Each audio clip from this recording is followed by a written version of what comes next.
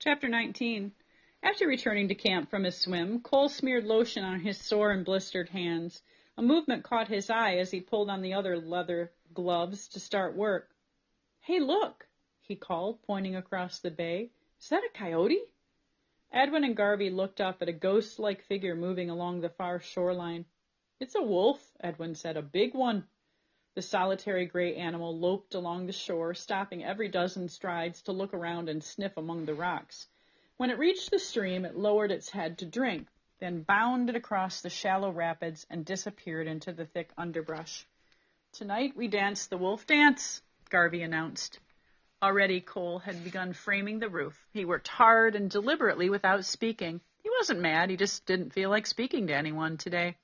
Edwin and Garvey sat watching, occasionally offering bits of advice. By mid-afternoon, Cole had finished covering the roof rafters with plywood and began nailing plywood to the wall panels. Every cut had to be made with a hand saw.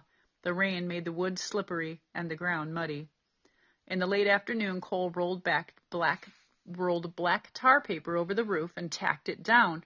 Now the cabin was ready for galvanized roofing sheets. As he struggled to lift the awkward sheets onto the roof, wind caught at them. One sheet bent in half. Edwin and Garvey refused to help, even though Cole cast a few hard glances their way. Finally, darkness fell across the bay, and Cole quit work. "Next year, every trace of your existence here will be removed from the island," Edwin said. "Taking the structure back down will be your last chore before leaving." "I'll just burn it," Cole grumped as he headed toward the tent. "I've had practice with that." "Where are you going?" asked Garvey. "I'm hitting the sack." Not so fast, champ. We're hungry, and you still haven't danced the wolf dance." "I'm dog-tired, and I'm not your slave. There's cold cereal over there if you want some." Cole crawled into the green canvas tent. "Have a good sleep," called Garvey. "Tomorrow we tear down the shelter and head back to Minneapolis." Cole poked his head back out the tent flap. "What are you talking about?" "You're finished here," said Garvey, his voice hard and absolute. "There's not enough room on this island for both you and your attitude." Cole's thoughts raced. Garvey must be bluffing, but what if he wasn't? Nothing was worth that gamble. Cole stumbled from the tent. Okay. I'll fix you some supper." "It's not about supper," said Garvey. "It's about the chip on your shoulder. You still think life is a free ride. You're still blaming the world for everything and looking for the easiest way to get by. It's only been 2 days, and already you've got your attitude back." "I'm sorry," Cole stammered. I didn't mean it." "Don't apologize to us," Garvey said. "Apologize to yourself. It's your life you're betraying, not ours." Cole crossed from the tent to the fire and fed wood quickly onto the flames. Not a word was spoken as he prepared instant chicken casserole mix for Edwin and Garvey. He made extra effort to serve the food up nicely, but inside he didn't feel much like celebrating. He felt frustrated and desperate. Edwin and Garvey ate in silence. "I said I was sorry," Cole said. "You also said you had changed," answered Edwin. "Please don't take me back." Cole's voice wavered. "I promise I'll try harder. I'll do anything you ask." Edwin stood and faced Cole across the fire. "It's time to cut losses and send you home." "I didn't mean what I said. Edwin held up his hand. "Stop your mindless talking. Your words insult me. They're just noise in the air. They don't mean anything. Tomorrow morning, I want you to get up alone and soak. Then I want you to carry your ancestors and roll your anger away.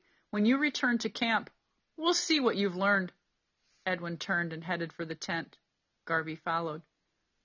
"Hey, aren't we going to dance the wolf dance?" Cole asked as he strung the coolers up in the tree away from the bears.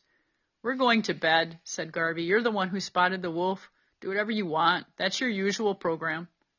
Cole watched as the men entered the tent, leaving him alone. The rain had let up, but a lonely breeze flapped the tent awning and chilled the night air. Cole was bone-weary as he walked to the water to clean dishes. The tide was letting out, and he tripped, skinning his shin on the rocks. Limping back to camp, he stood beside the fire, nursing his bruised leg. He felt as alone and frustrated as when he had been left mauled on the rocks. Edwin and Garvey didn't understand.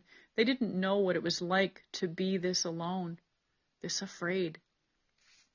As Cole stared into the flames, he thought about the wolf. The wolf was alone, too, without anybody to care for it.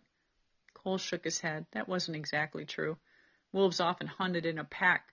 Together, they accomplished more than they could alone. As Cole stared into the flames, he found himself crouching like a wolf. Slowly, he inched forward around the flames, his head hung low as if prowling. Gradually, he circled faster, pretending to run with the pack in pursuit of a wounded moose. He felt the power of the pack working together. The pack was powerful when they depended on each other. Any wolf that left the pack lost the protection of the other wolves and became weaker, no longer sharing the pack's food. Almost reluctantly, Cole finished his dance. Trying not to wake the others, he entered the tent and prepared for bed. As he squirmed into his sleeping bag, a voice surprised him. "What did you learn?" Garvey asked. "That you need the help of others, like a wolf pack." "Good night," whispered Garvey. "Good night," said Cole. Edwin coughed. "Have a good soak tomorrow." Cole woke often during the night, afraid he might oversleep. He kept lifting the tent flap and peering out. When it seemed the night would last forever, the blackness finally softened into a dull gray. Cole could see the point of rocks at the opening of the bay. He dragged himself out of his bag. It was time to go to the pond. The rain had let up, so he rolled his clothes into a bundle and crawled outside the tent to dress. Even without rain, the air had a brisk edge to it. Cole couldn't believe he was getting up this early to go sit in a freezing river. Maybe a jail cell wouldn't be so bad. As he headed out from camp, he wondered if Edwin and Garvey had been serious about returning him to Minneapolis. He kicked a small rock into the water. Cole reached the stream and splashed along the bank toward the pond. Under his arm, he carried a towel. He was so lost in his thoughts, a low-hanging branch smacked him hard in the forehead. He bent over, grimacing, momentarily dazed, and then he continued. When he reached the pond, Cole hesitated. It would be easy not to soak or carry the rock. All he needed to do was make up a good story before returning to camp. But something told Cole that Edwin and Garvey couldn't be lied to this morning. Immediately he stripped and waded into the icy water. The pool didn't seem quite so cold as the first morning they had come, but still it took his breath away as he crouched and lowered himself in. He held his breath and breaststroked over to the rocky bench. Hugging his arms tightly to his chest, he sat shivering and looking around at the water, the trees, and the dawn sky. His whole body was peppered with goosebumps. He wondered how long he could stay in the pond. Edwin had sat calmly, as if sitting in a warm bathtub. Cole tried closing his eyes. Maybe it would help to concentrate on something else. He drew air slowly past his lips and let it escape the way he had seen Edwin breathe. Over and over, he breathed, trying to clear his mind. Gradually, he quit hugging his chest and let his arms drift out and away from his body until they hung suspended in the water. Cole found that if he sat completely still, his numb skin actually felt warm. He breathed deliberately, imagining himself as calm as the pond. Slowly his eyes opened, and he looked at the sky reflecting in the water. The floating clouds glowed red with the coming sunrise. A flicker of movement in the reflection made Cole glance up, but then he realized the movement was a fish hovering near his knees. Holding his breath, Cole watched the silver fish. He wondered how the trout would taste for breakfast. At the same instant he thought of eating the fish, it moved off and disappeared. Cole released his breath. Had he moved? Was that what scared the fish? Or had his thoughts exposed his presence? Surely the fish couldn't sense his thoughts. When Cole breathed again, he noticed that his breath had cooled, as if he were sucking on a menthol cough drop. He also noticed that in the water, his joints didn't ache, nor did he feel pain in his blistered hands. His few thoughts seemed distant from his body. The cold water somehow suspended his whole existence. When Cole finally left the pond, it was not because he had gotten too cold or impatient, but because he had finished his soak. He drifted forward in the water until he could breaststroke gently, barely rippling the calm surface. On shore, Cole toweled dry. He felt he had discovered something, but wasn't sure what. All he had done was sit in cold water and try not to think, and yet that simple act had made him feel so calm.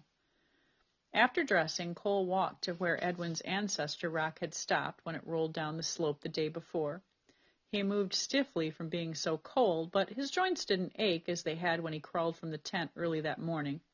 He paused before lifting the rock and slowly stretched his body, touching his toes, reaching for the sky, twisting at the waist, and leaning backward. All the while he kept breathing deeply. The deep breaths seemed to slow down his thoughts and make him calm. Cole wondered how Edwin had discovered this. Cole kept stretching. Then he lifted the rock and started up the hill.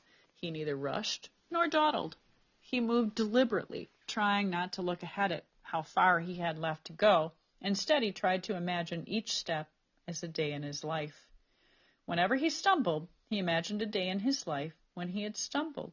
There had been plenty of those days, but when he stopped to catch his breath, he looked back and saw how far he had come. He had come a long way since smashing Peter's head on the sidewalk. It seemed like another lifetime now. Cole wondered if the consequences of that moment would ever disappear. Cole grimaced as he looked at the rock in his arms. He didn't want to spend his life in a jail cell. He hugged the rock tightly to his chest. What a fool he had been. Things could be different. At the top of the hill, Cole lowered the rock gently to the ground and stood without pushing it. He couldn't stop wondering why he had been born and thinking about all the twisted events that had brought him to this moment. It seemed a bizarre dream to be standing alone on this rocky hillside in Alaska with a round stone at his feet, his mind filled with thoughts so totally different from anything he'd known running around on the streets back in Minneapolis. He felt like a new and a different person. Slowly, Cole let go of his ancestors and allowed the stone to become his anger. He knew that he had to quit blaming others, including his father, for his problems. As long as blame still existed, so would his anger. He had to let go, the same way he let go of this rock. With that thought, Cole sank to his knees and placed both hands against the rock. With a grunt, he shoved it down the slope. As the rock tumbled faster and faster, Cole felt his body growing lighter, and when the rock smashed to a stop at the bottom, he felt as if he could fly. Now it was time to go back to camp and talk to Garvey and Edwin. Cole started down, looking ahead toward the pond. A movement caught his attention, and he spotted a large white shape disappearing into the tall trees below.